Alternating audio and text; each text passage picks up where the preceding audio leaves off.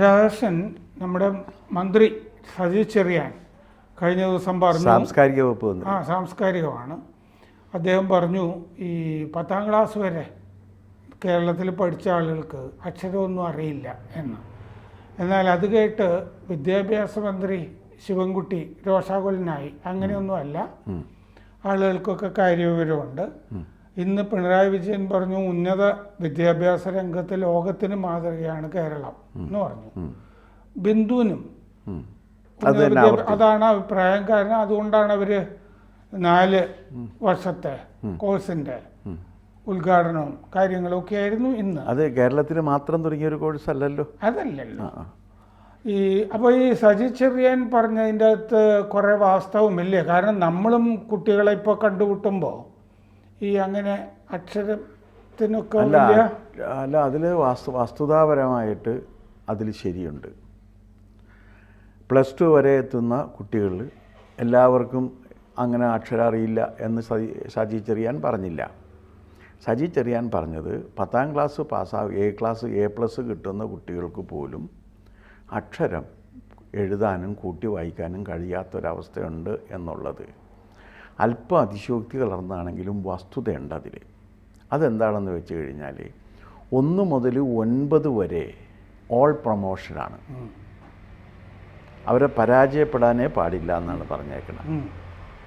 അപ്പോൾ ഈ 1 മുതൽ 9 വരെ ഓൾ പ്രൊമോഷൻ കിട്ടി വന്നതിന് ശേഷം 10ാം ക്ലാസ്സിൽ വരുമ്പോൾ 99.99% വിജയവും കൂടി വരുമ്പോൾ എന്താണ് നമ്മൾ അർത്ഥമാക്കേണ്ടത്? ഈ ഓൾ പ്രൊമോഷൻ കിട്ടിയവർ 10ാം ക്ലാസ്സിലും ഓൾ പ്രൊമോഷൻ കിട്ടിപ്പോകുന്നു എന്നാണ്. എന്താണ് ഓൾ പ്രൊമോഷൻ എന്ന് പറഞ്ഞു കഴിഞ്ഞാൽ പഠിക്കുന്നവനും പഠിക്കാത്തവനും ഒരുപോലെ അടുത്ത ക്ലാസ്സിലേക്ക് അവരെ പ്രൊമോട്ട് ചെയ്തിട്ട് അവർക്ക് കയറ്റം നൽകി അവരെ അടുത്ത ക്ലാസ്സിൽ ഇരുത്തുക എന്നുള്ളതാണ്. അപ്പോൾ പഠിക്കുന്നവനും പഠിക്കാത്തവനും തമ്മിലൊരു വ്യത്യാസമില്ല എന്നാണ് പറയുന്നത്. പഠിക്കുന്നവനും പഠിക്കാത്തവനും തമ്മിൽ വ്യത്യാസമുണ്ട്. അത് പഠിച്ചിട്ടുള്ള എല്ലാവർക്കും അറിയാൻ പറ്റും. പഠിക്കുക എന്ന് പറഞ്ഞാൽ അത്ര എളുപ്പമുള്ള കാര്യവുമല്ല. കഠിനമായി പരിശ്രമിച്ചാൽ മാത്രമാണ് പഠിക്കാൻ കഴിയുക. അല്ലാന്നുണ്ടെങ്കിൽ എന്തും വളരെ പെട്ടെന്ന് പഠിക്കാൻ കഴിയുന്ന രീതിയിൽ സൗഭാഗ്യമുള്ളവർ ഉണ്ടാകാം.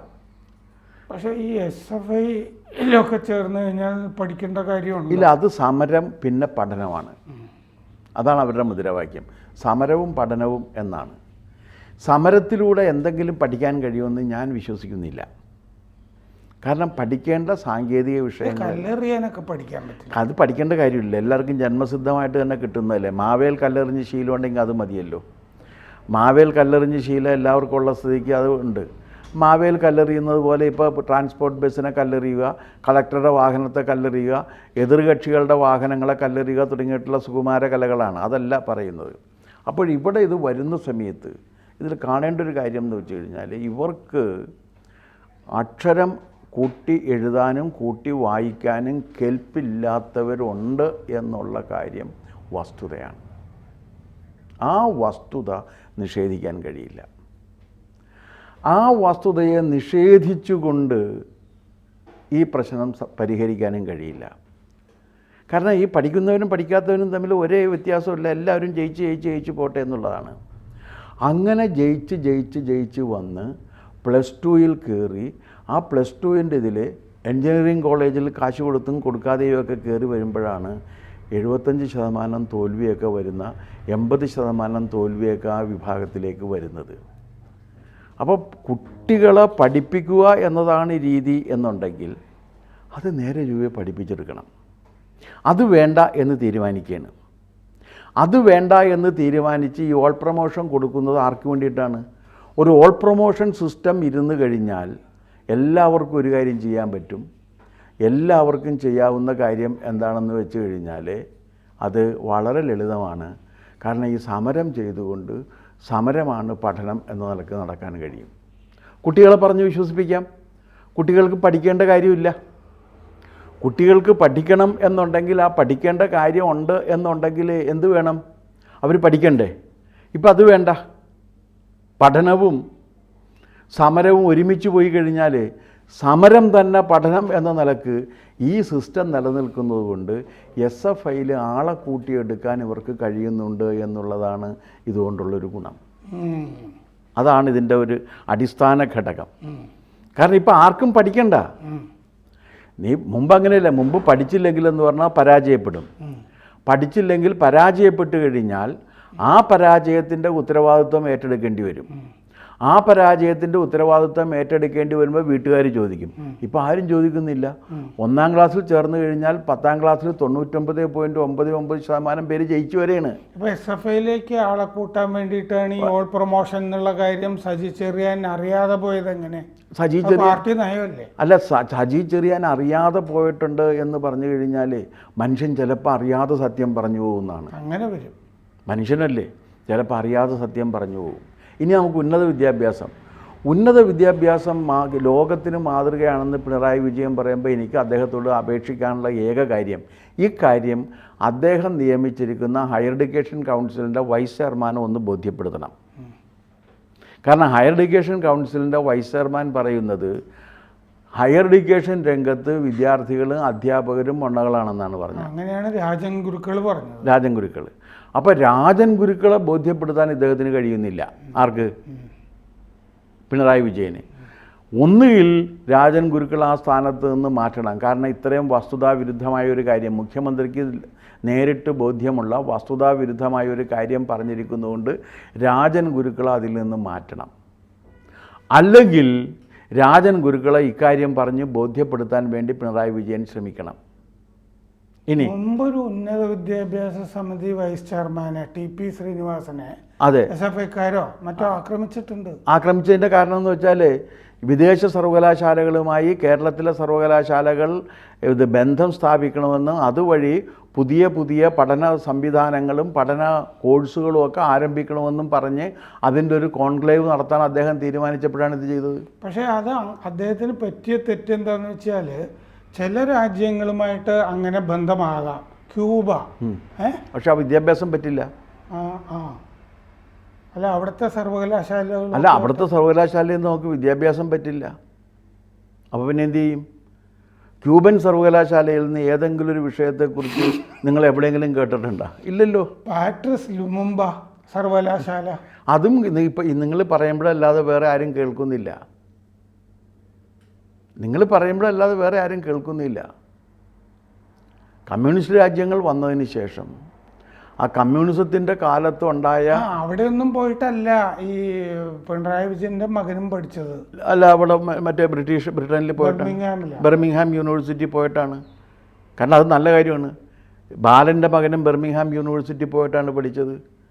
മറ്റുള്ള പാർട്ടി നേതാക്കളുടെ യെച്ചൂരിയുടെ മക്കൾ എവിടെയാണ് പഠിച്ചത്? ഇന്നാൾ യെച്ചൂരിയുടെ ഒരു മകൻ ദൗർഭാഗ്യകരമായ സാഹചര്യത്തിൽ മരിച്ചുപോയി. ആ കുട്ടി പഠിച്ചത് എവിടെയാണ്? അപ്പം പ്രകാശ് കാരാട്ട്. അപ്പോൾ ഇവരെല്ലാവരും പഠിക്കുന്നു. ഇവരാരും ബോംബെ പോകുന്നില്ല, ഇവരാരും ക്യൂബൻ യൂണിവേഴ്സിറ്റി പോകുന്നില്ല. ക്യൂബൻ യൂണിവേഴ്സിറ്റി പോയി ആകെ പ്രഭാഷണം നടത്തുകയും അവരെ ഉത്ബുദ്ധരാക്കുകയും ചെയ്തിട്ടുള്ളത് സഹാബി MA ബേബി മാത്രമാണ്. ആ MA ബേബിയാണ് ഈ വിദ്യാഭ്യാസത്തെ ഈ അവസ്ഥയിൽ എത്തിക്കുന്നതിന് വേണ്ടി പാടുപെട്ട് പരിശ്രമിച്ചവരിൽ ഒരാൾ. കേരളത്തിലെ വിദ്യാഭ്യാസത്തിൻ്റെ മികവും അതിൻ്റെ വലിപ്പവും ഉണ്ടാക്കുന്നതിന് വേണ്ടിയുള്ള പരിശ്രമത്തിൽ ഒരു കാര്യം നിങ്ങൾ ഉറപ്പിക്കണം, രാഷ്ട്രീയക്കാർക്ക് ഒരു പങ്കും ഉണ്ടായിട്ടില്ല. മറിച്ച് അതിനെ നശിപ്പിക്കുന്നതിനുള്ള ഒരു സംവിധാനത്തെക്കുറിച്ച് ആലോചിക്കുമ്പോൾ ആദ്യം വരുന്ന പേര് ജോസഫ് മുണ്ടശ്ശേരിയുടേതാണ്. ജോസഫ് മുണ്ടശ്ശേരിയാണ് വിദ്യാഭ്യാസ ബില്ല് കൊണ്ടുവന്നിട്ട് ആ 57 വന്ന ഗവൺമെൻറ്റിൻ്റെ പതനത്തിന് പോലും കാരണമായ വസ്തുതകളിൽ ഒന്നായ വിദ്യാഭ്യാസ ബില്ല് അവതരിപ്പിച്ചുകൊണ്ട് ഭരണഘടനാ വിരുദ്ധമായ കാര്യങ്ങൾ അതിലെഴുതി ചേർത്തത്. കാരണം ന്യൂനപക്ഷങ്ങൾക്ക് അവരുടെ വിദ്യാഭ്യാസ സ്ഥാപനങ്ങൾ സ്ഥാപിച്ച് നടത്തി കൊണ്ടുപോകാനുള്ള മാനേജ് ചെയ്യാനുള്ള എല്ലാ അധികാരവും ഭരണഘടന കൊടുത്തിരിക്കെ ആ അധികാരം കവർന്നെടുക്കുന്നതിന് വേണ്ടിയുള്ളൊരു ശ്രമമാണ് മുണ്ടശ്ശേരി നടത്തിയത്. സ്വാഭാവികമായിട്ടും ഹൈക്കോടതിയുടെ വരാന്തയിൽ വെച്ച് തന്നെ അത് സ്ട്രൈക്ക് ചെയ്യപ്പെട്ടു. അവിടെ നിന്ന് തുടങ്ങിയതാണ്. അതിനുശേഷം എന്താ ഉണ്ടായതെന്ന് വെച്ചാൽ സർക്കാരിൻ്റെ പണം മാനേജ്മെൻറ്റിന് കൊടുക്കുകയും മാനേജ്മെൻറ്റ് കോഴ വാങ്ങി അധ്യാപകരെയും വിദ്യാർത്ഥികളെയും നിയമിക്കുകയും ചെയ്യുന്നൊരു സമ്പ്രദായത്തിന് ജന്മം കൊടുക്കുകയാണ് ചെയ്തത്. അതിൽ നിന്ന് മാറി വേറൊരു സമ്പ്രദായം വന്നതാണ് സ്വാശ്രയ മേഖല. ആ സ്വാശ്രയ മേഖല വന്നപ്പോൾ അതിനെ എതിർക്കുകയാണ് ചെയ്തത്. അത് ഉന്നത വിദ്യാഭ്യാസ രംഗം ഈ 10ാം ക്ലാസ് വരെയുള്ള അല്ല, 10ാം ക്ലാസ് വരെയുള്ള കാര്യത്തിലെന്ന് വെച്ചാൽ മുൻപ് നമ്മുടെ വിദ്യാലയങ്ങളിലെല്ലാം നന്നായിട്ട് പഠിപ്പിച്ചിരുന്നല്ലേ.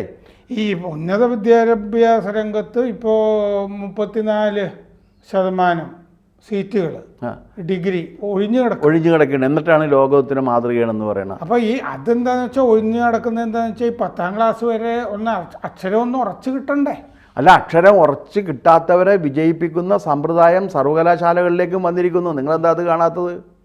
അങ്ങനെയാണ് വാഴക്കൊല PhD വരുന്നത്, അങ്ങനെയാണ് പകർപ്പെഴുത്ത് PhD വരുന്നത്. അത് ഈ മലയാളത്തിലും ഇതൊക്കെ ഒരു ഗുണമുള്ളത് എന്താണെന്ന് വെച്ചാൽ, പക്ഷെ കഴിഞ്ഞ ദിവസം ഇന്ദു മേനോൻ എന്ന് പറഞ്ഞൊരു എഴുത്തുകാരിയുണ്ട്. അവർ പറഞ്ഞിട്ടുണ്ട് അവർ പലപ്പോഴും ജീവിച്ചു പോകുന്നത് മറ്റുള്ളവർക്ക് PhD പ്രബന്ധം എഴുതി കൊടുത്തിട്ടാണ് 2-3 ലക്ഷം രൂപയൊക്കെ കിട്ടും.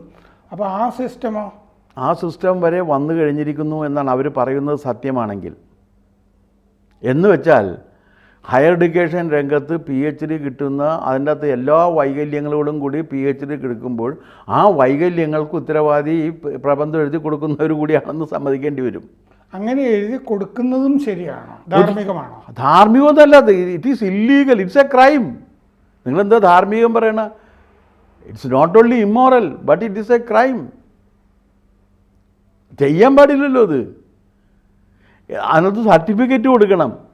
ഇത് ഞാൻ എൻ്റെ സ്വന്തം നിലക്ക് കഠിനമായി പരിശ്രമിച്ച് കണ്ടെത്തിയതാണെന്നും ഇതിലെ ഒരു ഭാഗവും മറ്റൊരു സ്ഥലത്തും പ്രസിദ്ധീകരിച്ചിട്ടില്ല എന്നും എഴുതി സർട്ടിഫിക്കറ്റ് കൊടുക്കണം. ആ സർട്ടിഫിക്കറ്റ് ഗൈഡ് അറ്റസ്റ്റ് ചെയ്ത് കൊടുക്കണം. അതിന് ഈ സഖാക്കൾ വേറൊരു പദവിയിലിരിക്കുമ്പോൾ PhD എടുക്കുമ്പോഴേ ആ PhDക്കുള്ള ഗവേഷണത്തിന് സമയം കിട്ടുന്നില്ലല്ലോ. അല്ല, പാർട്ട് ടൈം PhD ആയിട്ടാണ് ചെയ്യുന്നത്. അവർക്ക് സമയം വേണ്ട.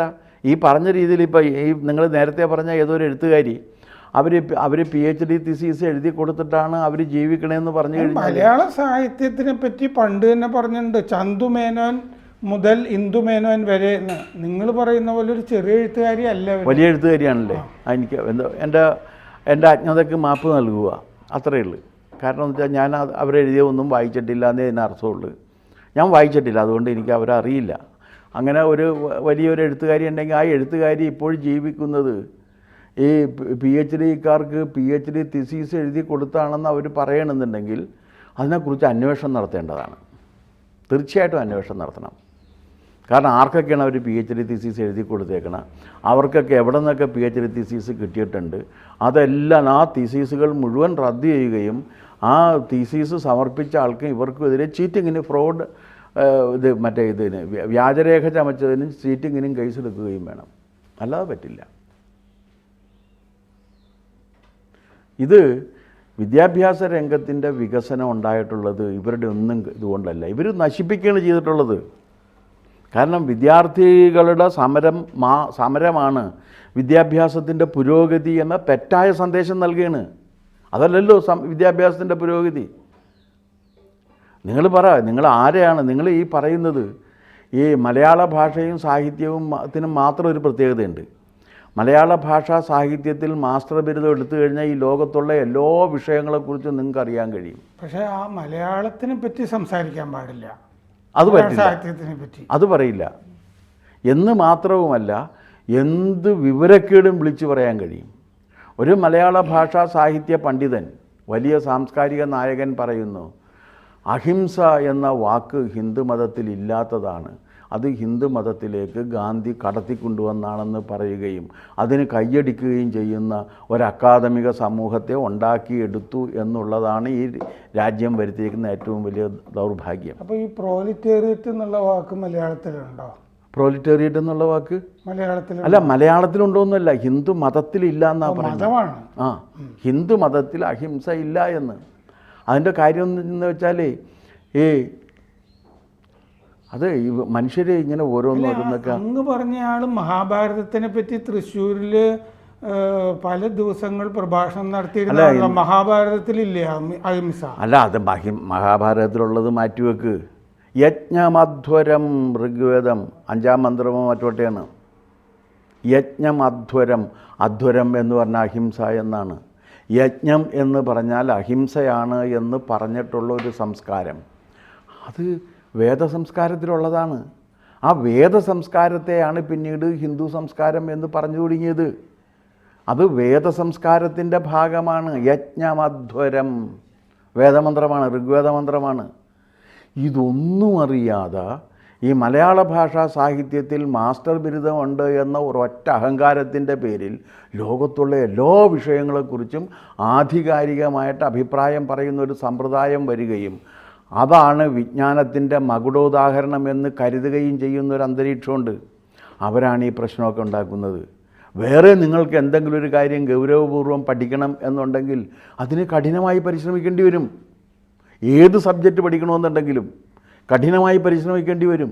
ആ കഠിനമായ പരിശ്രമത്തിന് പകരം നിങ്ങൾ ബഹുജന സമരത്തിൽ പങ്കാളികളാകൂ എന്ന് പറഞ്ഞുകൊണ്ട് വിദ്യാർത്ഥികളെ ബഹുജന സമരത്തിൻ്റെ പങ്കാളികളാക്കി മാറ്റുകയും പഠനം മാറ്റി സമരം മാത്രമാക്കി തീർക്കുകയും ചെയ്തപ്പോൾ വിദ്യാഭ്യാസ രംഗം ആകെ തകർന്നു കുത്തഴിഞ്ഞ അവസ്ഥയിലെത്തി. ഇന്നുള്ള അവസ്ഥയുടെ കാരണം അതാണ്. അപ്പോൾ അതിൽ സജി ചെറിയാനും പങ്കുണ്ട്. ഏതിൽ? തീർച്ചയായിട്ടും സജി ചെറിയാനും പങ്കുണ്ട്. പിന്നെ ശിവൻകുട്ടിയുടെ പങ്ക് അദ്ദേഹം ഏറ്റുപറയാണ്, ഒരു കുഴപ്പമില്ലെന്നാണ് അദ്ദേഹം പറയുന്നത്. അദ്ദേഹം അത് പറയാൻ ബാധ്യസ്ഥനാണ്. കാരണം എന്താണ്? ആ വകുപ്പിനെ സംരക്ഷിച്ച് നിർത്താനുള്ള ബാധ്യത മന്ത്രി എന്ന നിലക്ക് അദ്ദേഹത്തിനുണ്ട്. അതുകൊണ്ട് അദ്ദേഹം അത് പറഞ്ഞേ പറ്റൂ. സജി ചെറിയാൻ അബദ്ധവശാൽ പറഞ്ഞു പോയതാണിത്. അതേ ഇനി പാർട്ടിക്കകത്ത് ഇപ്പോൾ നടന്നുകൊണ്ടിരിക്കുന്ന ഉൾപാർട്ടി ജനാധിപത്യത്തിൻ്റെ ഭാഗമായി വിദ്യാഭ്യാസ വകുപ്പ് മന്ത്രിക്കിട്ട് ഒന്ന് കൊട്ടാം എന്ന് കരുതി പറഞ്ഞതാണോ എന്ന് എനിക്കറിയില്ല. അങ്ങനെയും സംഭവിക്കാവുന്നതാണ്. വരാം.